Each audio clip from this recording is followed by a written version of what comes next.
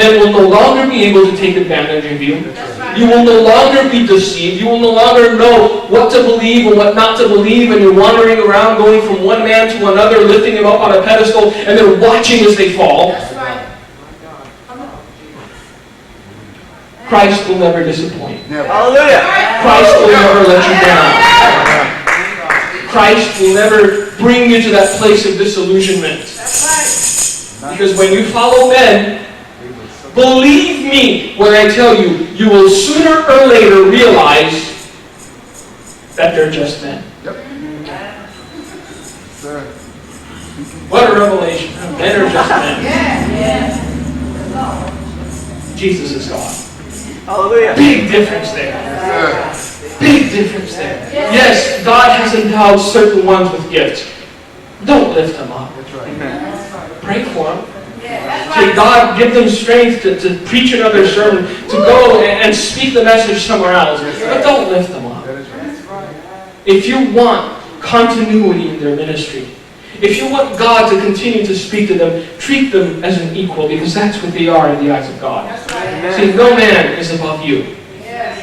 God is able to use you as He uses someone that's 60, that's 80, that's been in ministry for years and years. All you have to do is be at His disposal.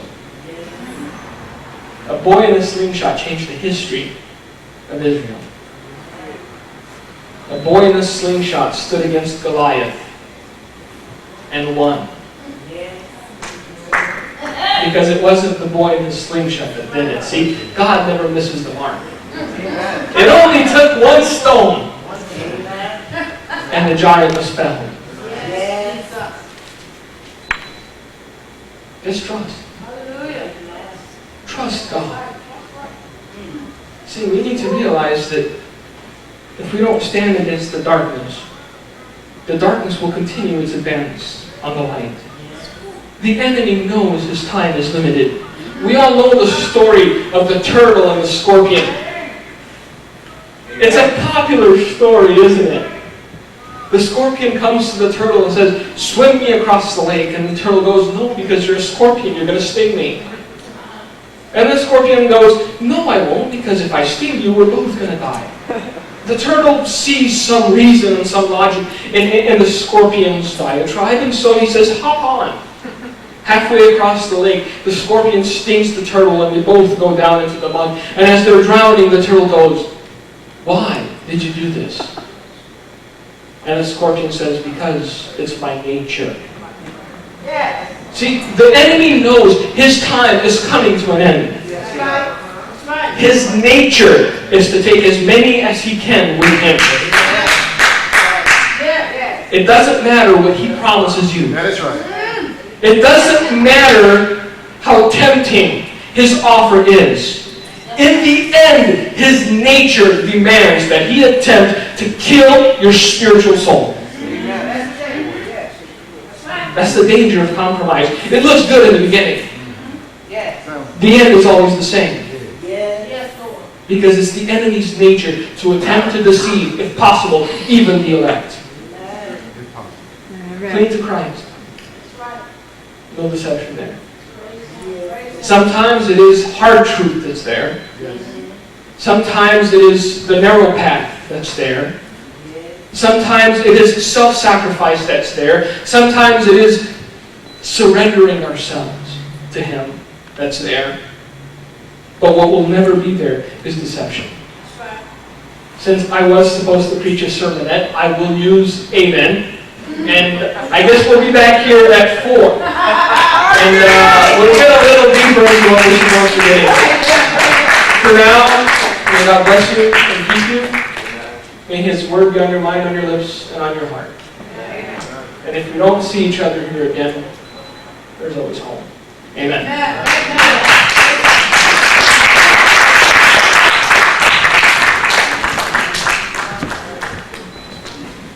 Because it brought about a lot of different thoughts. We were told that we were supposed to go around back to have lunch. And my friend Jim said, I know the way to go. And so me and another brother started following Jim. And I'm sure that Jim had the best of intentions. He wanted to take us around back to the place where everybody was having lunch. Everybody else had left a little earlier, so we kind of lost sight of the other group. And here we are following Jim until finally I look up and I realize we're way past the building that we should have gone into.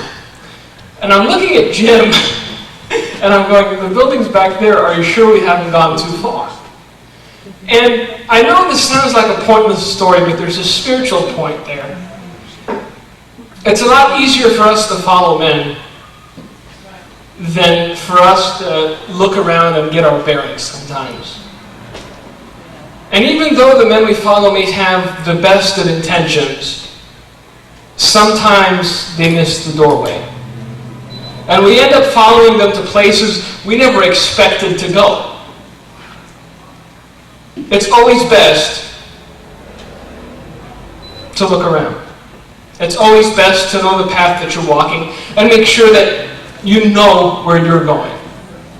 We're living in an age of absolute deception. When I say this, I do not say it lightly, nor do I say it in order to be controversial. Deception from within the church and from without the church has grown to heights never before seen. And the only purpose of deception is to lead the children of God astray. Now, in Matthew chapter 24, Jesus was speaking to those closest to him. He was speaking to his disciples, those that had seen him perform miracles, those that had seen him walk on water, raise the dead.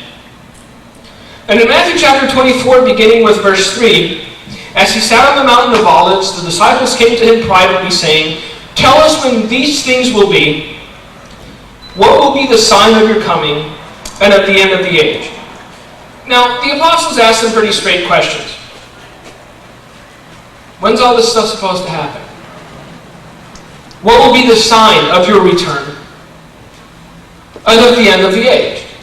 Now, rather than give them a straight answer, Christ's answer always troubled me for some reason. Because he didn't say, this is what you're supposed to look for before my coming. He says, first and foremost, take heed that no one deceives you. Interesting, isn't it? He was speaking to those that ought to have known. He was speaking to those that knew him intimately. Yet the first words out of his mouth were, take heed that no one deceives you. This verse is overlooked in the church by many people. And yet, it's very